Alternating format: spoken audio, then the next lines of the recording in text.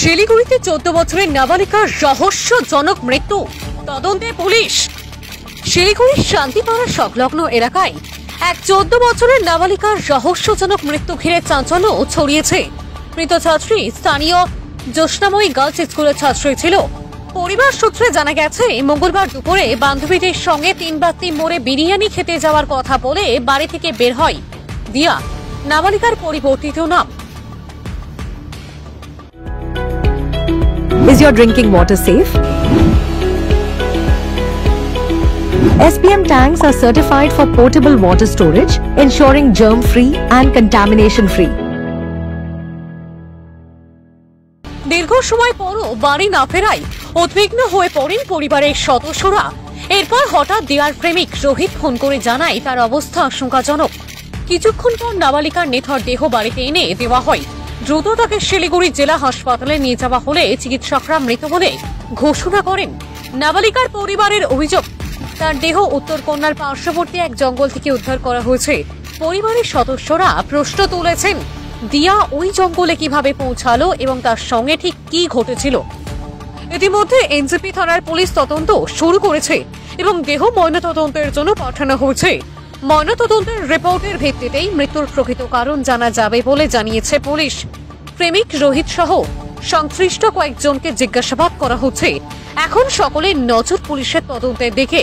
এটি দুর্ঘটনা, আত্মহত্যা নাকি অন্য কোনো কারণ লুকিয়ে রয়েছে তা জানতে অপেক্ষা করতে হবে ময়নাতদন্তের রিপোর্টের জন্য।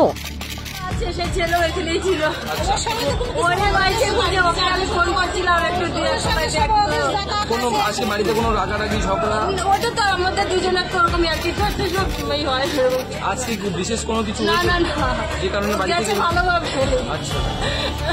মনে ছিল কোন মেয়ে একটা ছেলেকে কল করছিল বলে কি আমি আর কিছু ভাবতে পারবো না। আমার মেয়েকে আমার মেয়ে তো কোনো ক্ষতি করে না, চঞ্চল খুব চঞ্চল দেখে আমি ওকে কখনো ঘরে আটকাতে পারি না, কিন্তু ও ঘুরে ফিরে আবার ঠিক সময় বাড়ি চলে আসবে। আমরা বললাম যে কি হচ্ছে না হচ্ছে, ওকে বাড়িটাকে আইনে দিয়ে যা, আমাদেরকে বাড়িতে আইনে দিয়ে যা। তারপর আমাদের বাড়ির সামনে আসে, তো আমরা তো গিয়ে দেখি খুব অজ্ঞান। এখন ওর মা শরীর ভালো না, ওর মাকে বললে আমরা সঙ্গে সঙ্গে আগে মেডিকেল নিয়ে দেবো, মেডিকেলে তো এমার্জেন্সি ভর্তি নেবে না। তারপরে সিভিলে নিয়ে ভর্তি করলাম। তারপরে তো বললো যে সেগুলো গলায়, আমরা ওখান থেকে দেখতে পাচ্ছি যে হাত মুখ খুব সাদা হয়ে গেছে, গলার কিনে কেমন দাগ। আমরা তো এখন আপনি তো জানি না, আন্দাজ করতে পারতেছি না যে কি হয়েছে, কথা বলতেছি না। তারপরে এসে সিভিলে ভর্তি করলাম। তারপরে বললো যে ও মানে অনেকক্ষণ গলার অনেকক্ষণ আগেই মারা গেছে ও, আমরা আনার আগে অনেকক্ষণ আগে মারা গেছে ও। আমরা কোথা থেকে ছেলেটা আনছি আমরা জানি না। আমাকে ফোন করছে, তো বললো যে দিয়া ওর মাকে ফোন দাও। ওর মা ও একদম কথাবার্তা কিছু বলতে পারছে না। তা আমরা বললাম যে তুমি তো মানে তুমি বয়ফ্রেন্ড, ওকে বাড়ির সামনে আইনে দাও, তোমাদের তো কথাবার্তা জানিই বাড়িতে, ওকে বাড়ির সামনে আইনে দাও, আমরা তারপরে দেখি। তো আর্ধেক বাড়ির সামনে আনলো, তখন দেখে খুব মানে কথাবার্তা কিচ্ছু বলতেছে না। তারপরে আমরা বললাম তাহলে মাকে বলবো, চিন্তা করবে। আমরা সঙ্গে সঙ্গে মেডিকেলে নিয়ে ভর্তি করি। তারপরে এই যে সিভিলে নিয়ে আসার পর বললো যে হ্যাঁ অনেকক্ষণ আগে মারা গেছে। এখন আমরা সঠিকটা কি করে জানবো বলো, ও কোথায় পাইছে না পাইছে আমাদের, আমি তো জানি না। আমি ধরো শ্বশুর বাড়ি থেকে আসি, কোনো সময় বাপের বাড়ি এসে কিছুক্ষণ থাকি। হ্যাঁ আজকে 3 বাতিতে হয়নি, মানে আবার বেশি দেখা হয়েছিল। কাকে ফোন করলো যে 3 বাতিতে, আমাকে বললো পিসি বিরিয়ানি খাইতে যাবো। ওভারব্রিজটা আমাদের কিন্তু বললো এই পাশে ওভারব্রিজ তো 2টা সাইড আছে, তো এই পাশে কতগুলো গ্যারেজ আছে, ওকে বলে ওখানটাই পাইছে। আমাদের কথা হচ্ছে ও কি করে ওকে খুঁজলো ওখানটায়, যে ওখানেই শিওর থাকবে। ও